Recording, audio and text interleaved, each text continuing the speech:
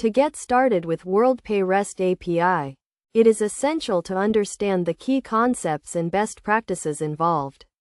First, ensure you have a WorldPay account and have generated your client key and client secret, which will be used for authentication.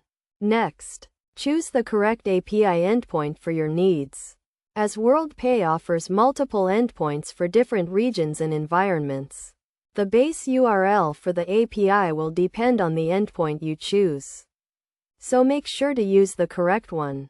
When making API requests, use the correct HTTP method, such as POST, GET, or DELETE, depending on the action you want to perform. You will also need to include the required headers, including the authorization header, which contains your client key and client secret. To authenticate, use the client key and client secret to obtain an access token, which is then used to authenticate subsequent requests. The access token is valid for a limited time, so you will need to obtain a new token when it expires. When processing payments, ensure you handle errors and exceptions correctly. Use the error codes and messages returned by the API to diagnose and resolve any issues that occur. You should also implement retry logic to handle temporary errors, such as network connectivity issues.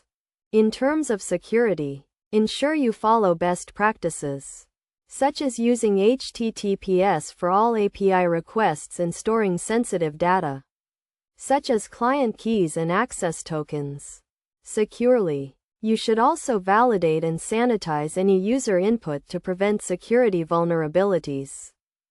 To test your integration, use the WorldPay sandbox environment, which allows you to simulate payments and test your API requests without incurring any real costs. Once you have tested your integration, you can move to the production environment.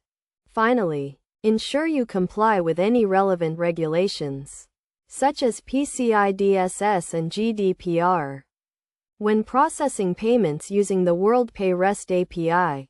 By following these tips and best practices, you can ensure a successful integration with the WorldPay REST API.